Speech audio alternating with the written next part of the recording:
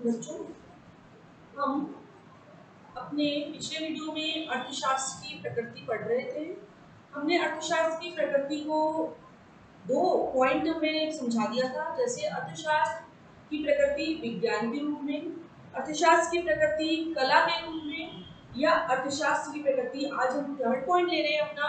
हमने flow chart से समझाया था कि अर्थशास्त्र की प्रकृति को हमने 3 पार्ट में डिवाइड किया था। पहला पार्ट अर्थशास्त्र विज्ञान के रूप में, अर्थशास्त्र कला के रूप में। आज हमारा तीसरा पॉइंट स्टार्ट होने जा रहा है अर्थशास्त्र विज्ञान या कला दोनों के रूप में। तो बच्चों, उसी अर्थशास्त्र की प्रकृति पार्ट 2 के अंतर्गत इसी को कंटिन्यू कर रहे हैं जो हमने पिछले वीडियो में छोड़ा था। आज तीसरी प्रकृति स्टार्ट होने जा रही है अर्थशास्त्र की। कौन सी? अर्थशास्त्र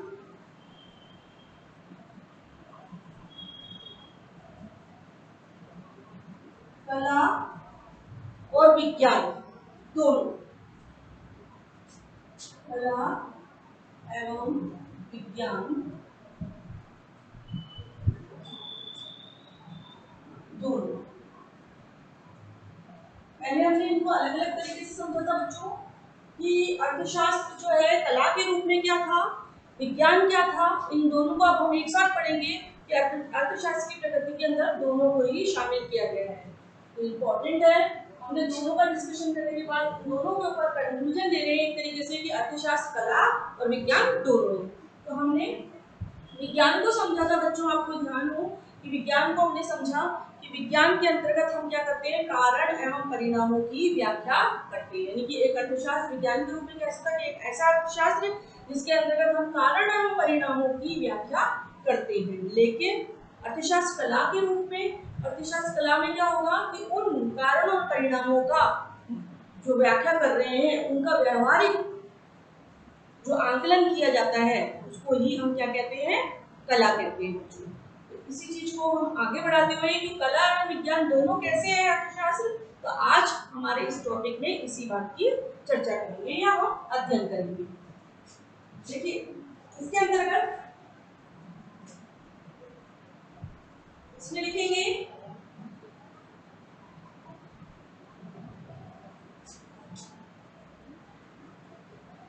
उपरोक्त, उपरोक्त का मतलब दोनों, दोनों के विवेचन से, उपरोक्त दोनों के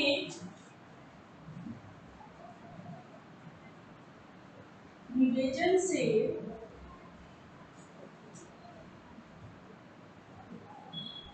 स्पष्ट होता है कि अर्थशास्त्र विज्ञान के साथ साथ कला भी है। क्या स्पष्ट हो रहा है बच्चों कि अर्थशास्त्र विज्ञान के साथ साथ कला भी है। स्पष्ट होता है कि अर्थशास्त्र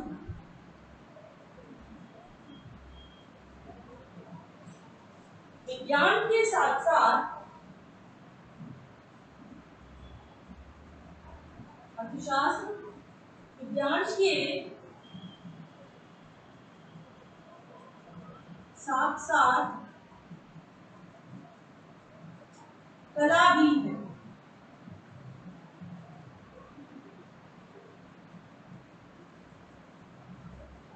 ठीक है, हमने कला को भी बताया था क्या है और हमने विज्ञान को भी समझा बच्चों।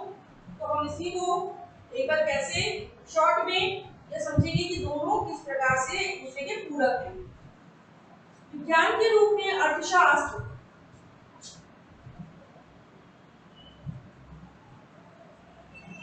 विज्ञान के रूप में अर्थशास्त्र कौन सा रूप लिया? पहले हम किसके बारे में अध्ययन कर रहे हैं, चर्चा कर रहे हैं विज्ञान। विज्ञान के रूप में अर्थशास्त्र वास्तविक विज्ञान ही नहीं,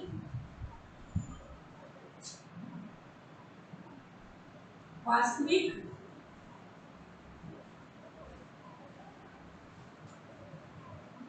विज्ञान ही नहीं, हमने दो तरह के विज्ञान पढ़े थे बच्चों, अगर आपको ध्यान हो तो उसी की चर्चा हो रही है। विज्ञान के रूप में अर्थशास्त्र वास्तविक विज्ञान, क्या वास्तविक विज्ञान ही नहीं अपितु कौन सा विज्ञान भी है, हमने दूसरा विज्ञान भी पढ़ा था, विज्ञान के दो पार्ट पढ़े थे जिसमें बताया था कि अपितु आदर्श विज्ञान भी है, यानी कि आदर्शात्मक विज्ञान भी है, आदर्श विज्ञान भी है।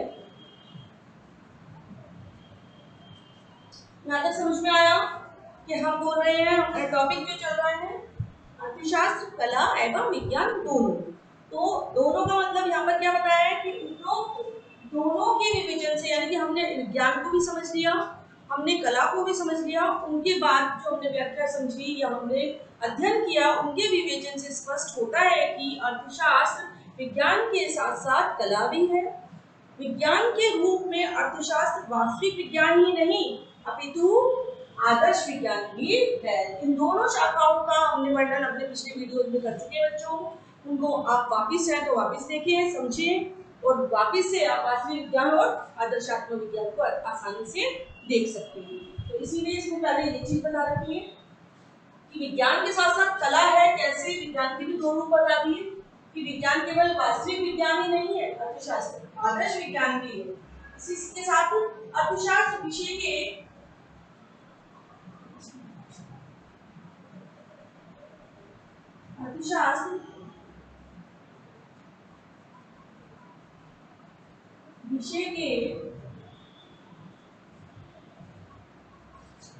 सैद्धांतिक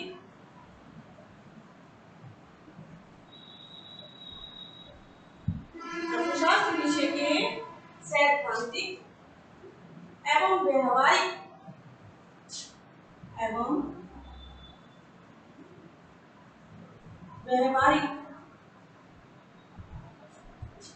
दोनों पक्षों का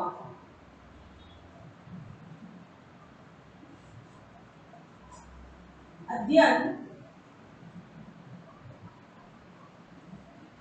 दोनों पक्षों का अध्ययन करता है। कौन करता है? अर्थशास्त्र, यानी कि अर्थशास्त्र विषय के सैद्धांतिक एवं व्यवहारिक दोनों पक्षों का अध्ययन किया जाता है। इसके अंतर्गत दोनों पक्ष कैसे कि विज्ञान और कला दोनों को शामिल है। विज्ञान में सिद्धांत, नियम का सिद्धांत रहते हैं, कला में व्यवहारिकता रहती है। तो इसका मतलब है कि विज्ञान एवं कला दोनों पक्षों का अध्ययन किया जाता है बच्चों। हमने पिछले वीडियो में डिस्क्राइब कर चुके हैं इस चीज की। इसी को कंटिन्यू करते हुए कि दोनों पक्षों का अध्ययन करता है, इसमें हर पक्ष को बताया गया कि सैद्धांतिक पक्ष सैद्धांतिक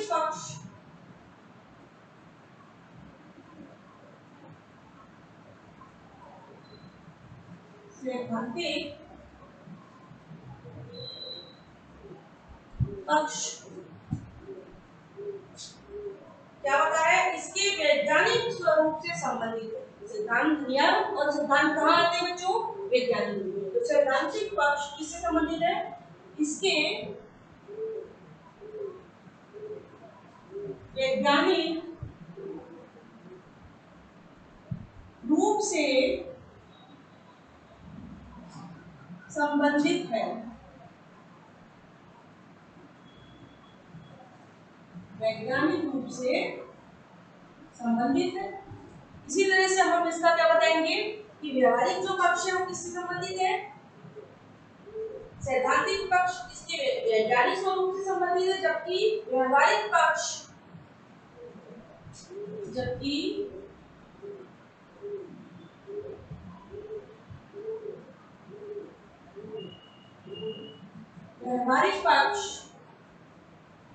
कौन से स्वरूप से? कला के रूप से, यानी कि कला स्वरूप से संबंधित है। व्यवहारिक पक्ष किससे संबंधित है? कला से संबंधित है।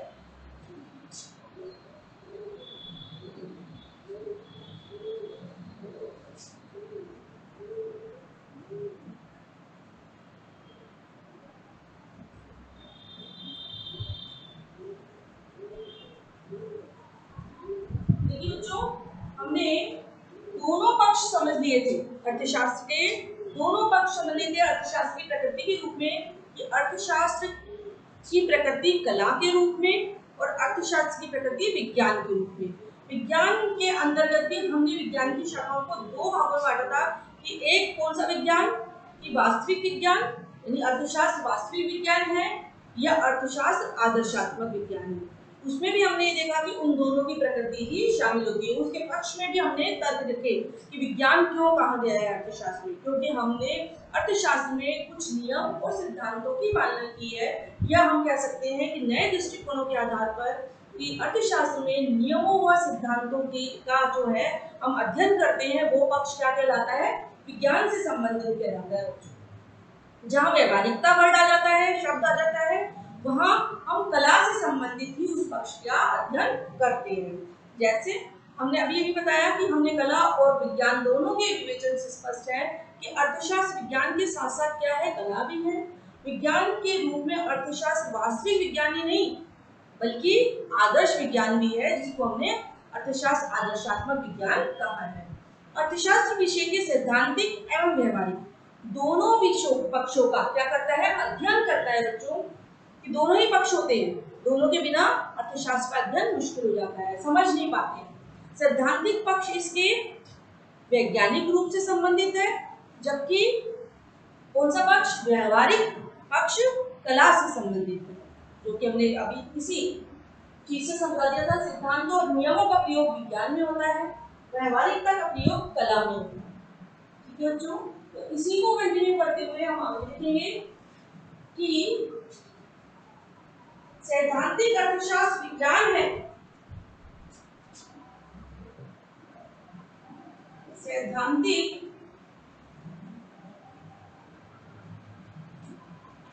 अर्थशास्त्र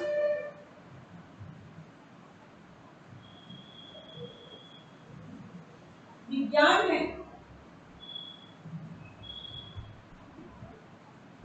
जिस तरीके से सैद्धांतिक अर्थशास्त्र को विज्ञान कहा है बच्चों, उसी तरह से हम व्यवहारिक अर्थशास्त्र को क्या बोलेंगे, और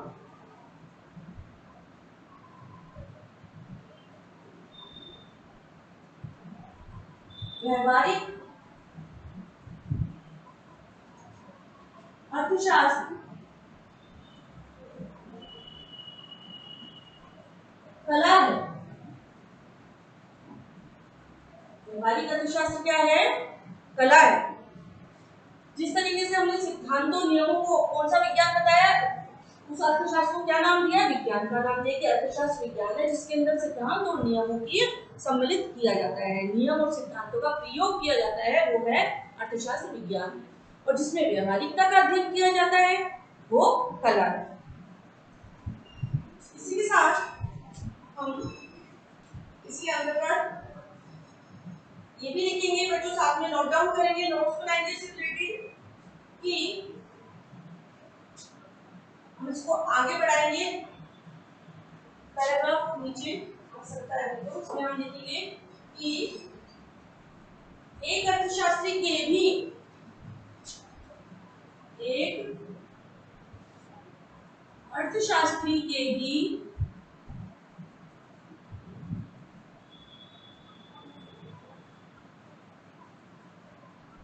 क्या हो सकते हैं बच्चों, इस तरीके से इसमें दो पक्ष हो सकते हैं। तो एक अर्थशास्त्री के भी वैज्ञानिक की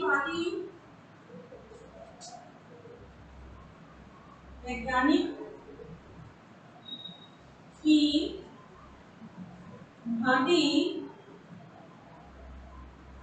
दो रूप होते हैं, दो रूप होते हैं। कौन से दो रूप होते हैं, अर्थशास्त्र के भी दो रूप बताए हैं, इसमें लिखेंगे दो रूप होते हैं, एक वैज्ञानिक के रूप में तथा एक पहला रूप बता रहे हैं एक अच्छे नागरिक के रूप में। एक पहला रूप एक अच्छे नागरिक के रूप में,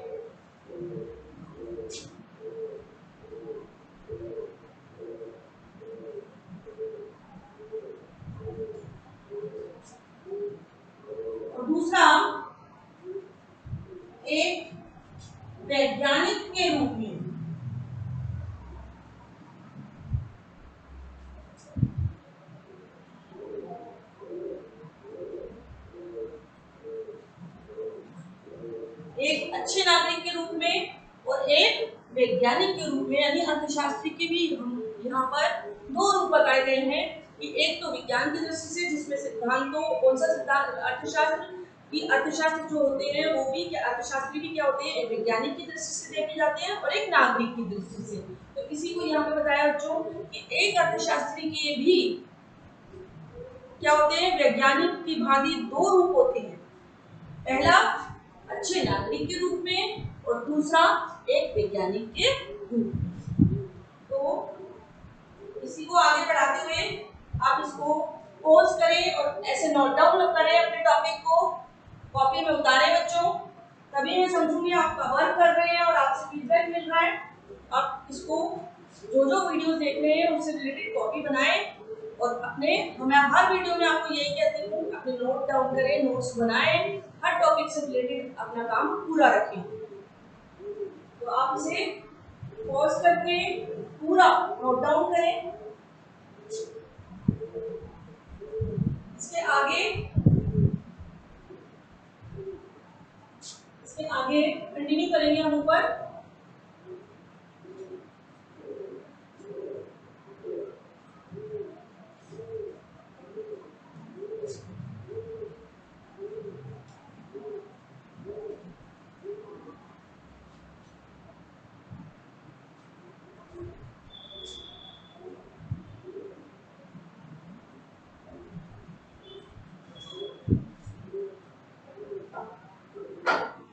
इसके अंतर्गत देखेंगे कि हमने दो रूप बताए, एक अर्थशास्त्री के, एक विज्ञानी के रूप में और एक अच्छे नागरिक के रूप में। इसी के साथ देखेंगे सभी नागरिकों की भांति सभी नागरिकों की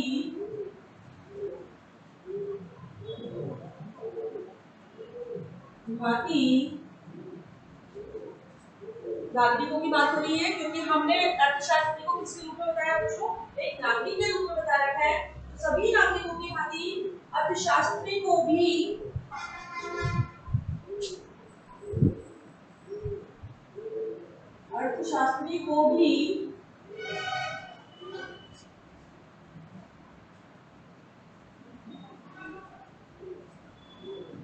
यह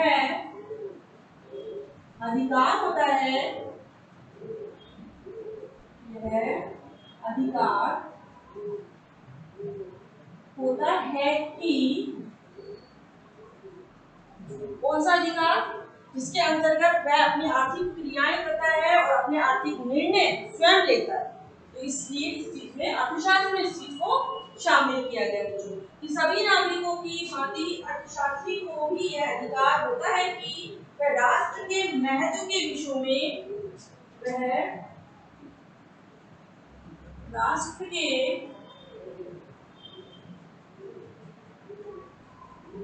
महत्व के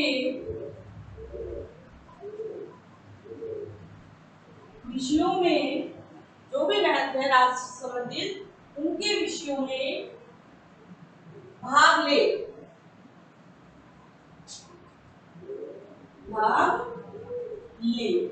पार्टिसिपेट करें और भी क्या करें, भाग ले, राय करें और उन पर, उन विषयों पर चर्चा करें। भाग ले, बहस करें तथा राय करें, क्योंकि एक अच्छे नागरिकों के हिसाब से हमें राष्ट्र के कामों में बढ़ चढ़कर काम करना चाहिए बच्चों।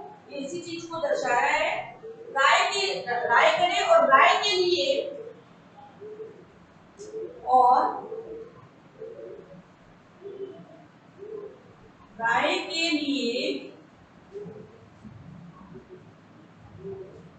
क्या होना चाहिए, राय के लिए तकनीकी सलाहकार के रूप में कार्य करें। तकनीकी सलाहकार के रूप में कार्य करें। तकनीकी सलाहकार के रूप में कार्य करें। देखिए हमने अर्थशास्त्री को दो उसके रूप बताए अर्थशास्त्री के भी, एक तो एक अच्छे नागरिक के रूप में और एक वैज्ञानिक के रूप में। तो सभी नागरिकों की भांति अर्थशास्त्री को भी यह अधिकार होता है कि राष्ट्र के महत्व के विषयों में क्या ले, के विषयों में भाग ले, बहस करे और राय करे। राय के लिए उसे तकनीकी सलाहकार के रूप में कार्य भी करें, या तकनीकी सलाहकार के रूप में वह इस कार्य को आगे बढ़ाए। ठीक है, तो हम इसके अंतर्गत साथ ही ये भी लिख सकते हैं, या हम सारांश दे सकते हैं बच्चों किस रूप में, सारांश के रूप में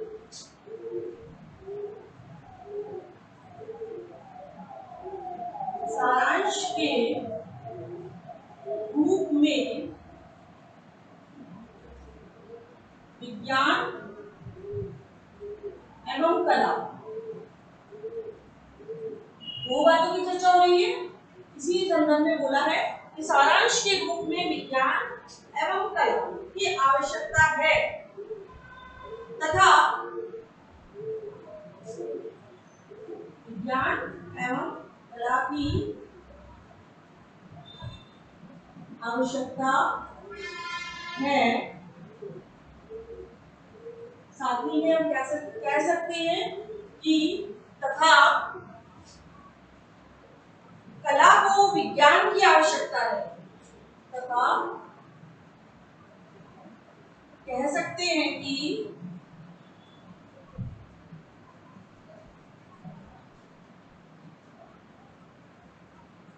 कला को विज्ञान की आवश्यकता है।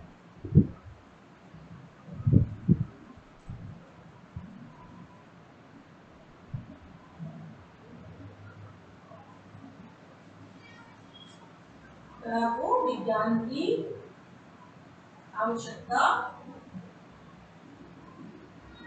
है। इसलिए अब हमने इनका वर्णन किया, इनका अध्ययन किया, तो बच्चों हम बता सकते हैं कि कला विज्ञान यानी कि विज्ञान के आधार को मानते हुए ही कला को विज्ञान की आवश्यकता क्यों है, क्योंकि विज्ञान को ही उसी के नियम और सिद्धांत को व्यवहारिकता में, पहले नियम और सिद्धांत लागू होंगे और उसको व्यवहारिकता में काम करने की कला को हम क्या बोलते हैं, व्यवहारिकता में लाने की कला को हम क्या बोलते हैं, कला अर्थशास्त्र। कि हमने व्यवहारिकता में अपनी आर्थिक क्रियाओं का, आर्थिक घटनाओं का कारण परिणाम देखा और उनको समझा, और फिर हमने यहाँ पर विज्ञान की जो आवश्यकता है, यानी विज्ञान उसका आधार है, किसका, कला का।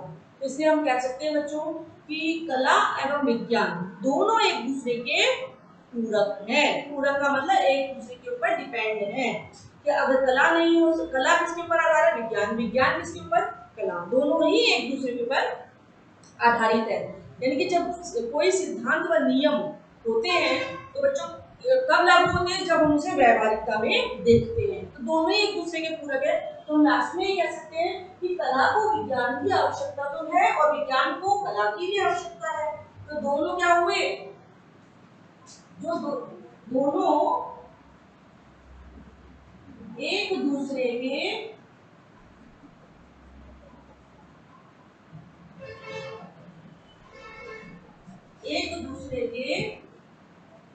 पूरक। सबसे इंपॉर्टेंट सारांश निकल करके आ रहा है बच्चों कि दोनों एक दूसरे के पूरक हैं, कि दोनों का जो अध्ययन है एक दूसरे के ऊपर ही डिपेंड है, दोनों का कार्य एक दूसरे के ऊपर निर्भर होता है। पूरक का मतलब कि उसके बिना उसका काम नहीं चल सकता और उसके बिना उसका काम नहीं चल सकता, दोनों एक दूसरे के पूरक है। तो इसीलिए हमने अपने इस टॉपिक में अर्थशास्त्र, कला एवं विज्ञान दोनों हैं। तो दोनों किस तरीके से बच्चों हमने समझाया कि यहाँ पर अर्थशास्त्र को भी दो वैज्ञानिक की भांति ही दो रूपों में बांटा गया है, एक अच्छे नागरिक के और एक वैज्ञानिक के रूप में। तो अच्छा नागरिक क्या करेगा कि देश के, राष्ट्र के महत्व के विषयों में बढ़ चढ़कर भाग ले, बहस करे और तथा राय करने के लिए क्या करे, तकनीकी सलाहकार के रूप में कार्य करे। तो हम कह सकते हैं उपरोक्त विवेचन के हिसाब से या उपरोक्त वर्णन के हिसाब से हम स्पष्ट कर सकते हैं कि सारांश के रूप में हम विज्ञान एवं कला की हमारे जीवन में दोनों की ही आवश्यकता है, या हमारे अर्थशास्त्र में आर्थिक घटनाओं आर्थिक क्रियाओं के लिए दोनों ही आवश्यक हैं। वो बात हो रही थी विज्ञान कौन सा, जो हमने पहले बता दिया, वास्तविक विज्ञान या आदर्शात्मक विज्ञान। ये भी दोनों एक दूसरे के पूरक हैं। वास्तविक विज्ञान में हम किसका अध्ययन करते हैं, ऐसे कारण और परिणामों का अध्ययन करते हैं जिसमें क्या होता है, क्यों होता है और कैसे होता है। इसी तरह से हम आदर्शात्मक विज्ञान में अध्ययन करते हैं कि क्या होना चाहिए, कैसे होना चाहिए और क्या कौन सी टेक्निक से होना चाहिए। यानी कि हम उसमें कारण व परिणामों के उनको क्या समझते हैं बच्चों, कारण एवं परिणामों के आधार पर ही हम उनकी व्याख्या करते हैं। तो हम कह सकते हैं कि दोनों अर्थशास्त्र जो है, कला एवं विज्ञान दोनों है। तो आज की हमारी अर्थशास्त्र की जो प्रकृति है पार्ट 2, इसके अंतर्गत हमने तीसरी प्रकृति समझी कि अर्थशास्त्र विज्ञान एवं कला दोनों है। तो आपने बच्चों अच्छे से समझ लिया होगा, हमारे इस टॉपिक को भी समझ लिया होगा कि हम कैसे इसको काम कर रहे हैं। तो हमारा जो होगा, अब अगले वीडियो में हमने अर्थशास्त्र के देखिए अब तक जितने भी वीडियो बनाए हैं, अर्थशास्त्र का अर्थ, परिभाषा अलग अलग बताई आपको, अर्थशास्त्र की प्रकृति को समझाया, अर्थशास्त्र के हमने आर्थिक क्रियाओं को समझाया कि आर्थिक क्रियाएं कौन कौन सी थी जो अर्थशास्त्र का बेस था। दूसरी चीज कि अर्थशास्त्र को हमने विज्ञान और कला के रूप में दोनों तीनों प्रकृतियों के रूप में समझाया, और साथ में हमने प्रोफेसर आधुनिक अर्थशास्त्रियों का भी चर्चा की अपने वीडियोज में, और प्रतिष्ठित अर्थशास्त्रियों की भी चर्चा की कि सबने अपने अलग अलग हिसाब से क्या क्या चीजें दी है। तो हम कह सकते हैं बच्चों कि अर्थशास्त्र में हमने अर्थशास्त्र का आर्थिक क्रियाओं का अध्ययन किया, आर्थिक प्रकृति का अध्ययन किया, और अर्थशास्त्र के अर्थ एवं परिभाषाओं का हमने तक जितने भी वीडियो बनाए हैं इसमें अर्थशास्त्र की एक आधार को स्पष्ट किया कि अर्थशास्त्र में इन चीजों का होना बहुत आवश्यक है, अन्यथा अर्थशास्त्र का अध्ययन करना बड़ा मुश्किल है। आपको ध्यान होगा बच्चों कि हमने अपने पहले वीडियो में अर्थशास्त्र और अर्थव्यवस्था इस टॉपिक को लिया था ध्यान है। हमने अर्थशास्त्र को बताया था कि अर्थशास्त्र एक अध्ययन करने की सामग्री है, या हम अर्थशास्त्र में आर्थिक क्रियाओं से संबंधित अध्ययन करते हैं, व्यक्तिगत तथा सामूहिक से रिलेटेड, यही किया था बच्चों।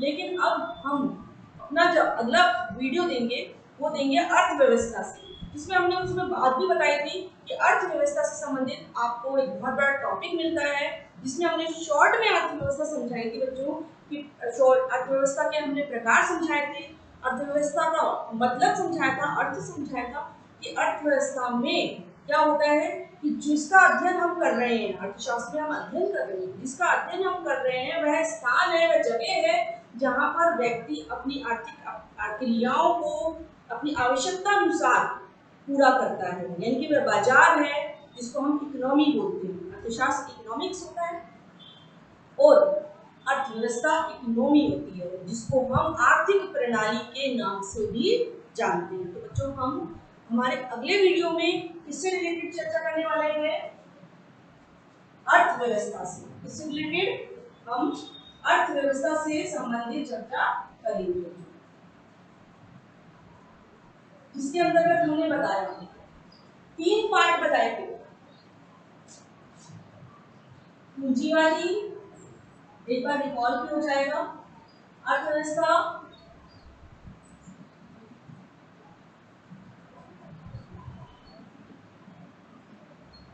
समाजवादी और तीसरी मिश्रित।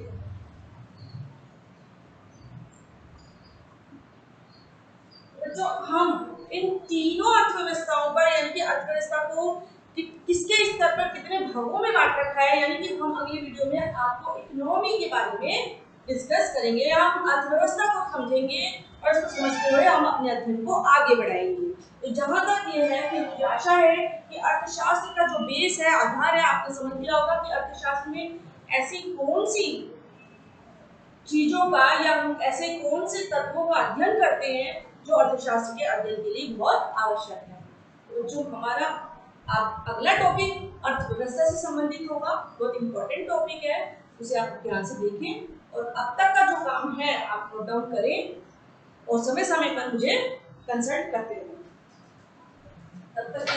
ओके।